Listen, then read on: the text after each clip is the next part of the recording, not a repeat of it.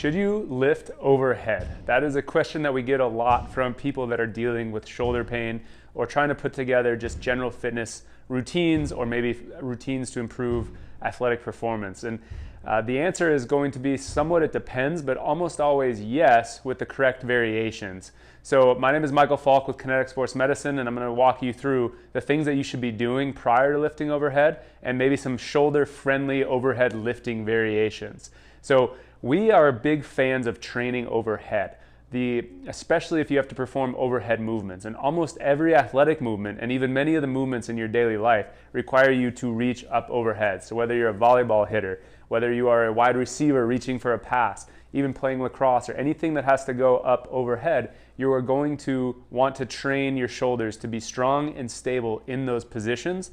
And we don't just want to avoid doing it. So we want to try to improve at doing it. Now, doing certain lifting movements like a strict barbell overhead press where your shoulders are locked onto a barbell with limited ability to kind of change shoulder positions and be able to be a little bit more flexible in how you perform that exercise are going to be very challenging and very demanding. And for some people, it may end up being more than their body can tolerate and result in pain.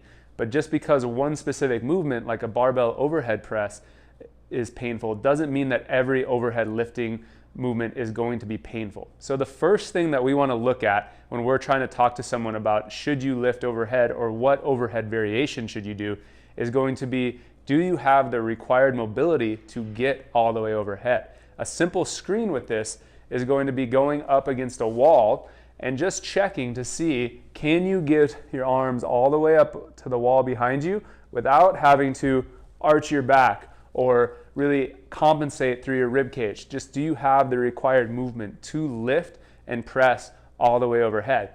If you don't, then we're going to need to choose maybe movements that require a little less range of motion, like a landmine press that I'll show you, even just an incline dumbbell bench press, something like that, that we're still training overhead, but we're not driving all the way up overhead. And then you need to work on restoring your overhead mobility so that you're able to get your arms all the way up overhead before you press strictly overhead.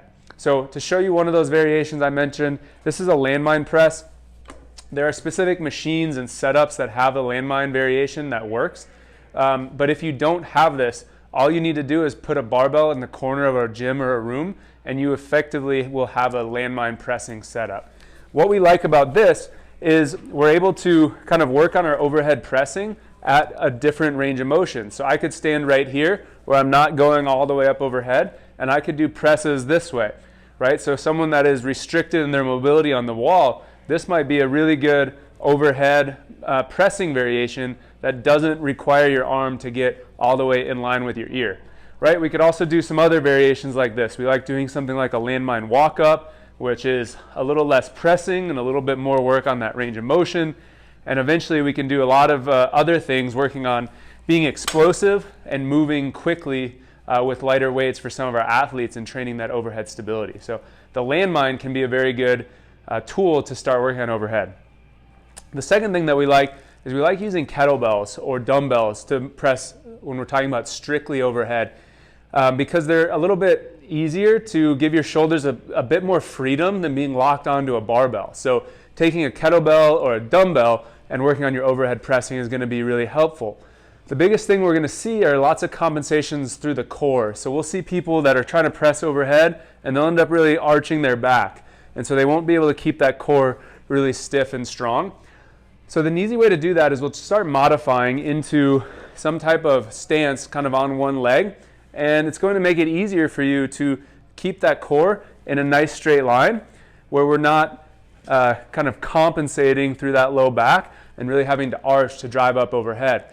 But having the kettlebell or dumbbell allows your shoulder to rotate a little bit more freely, have a little bit more freedom of movement, and not just be locked onto that barbell. So to go back to the original question of should you lift overhead, typically the answer is going to be yes, if you do something that requires you to move overhead. And that's going to include most sports, golf, volleyball, throwing a baseball, reaching for footballs or other things where your arms get up overhead. We want to train in those ranges of motion.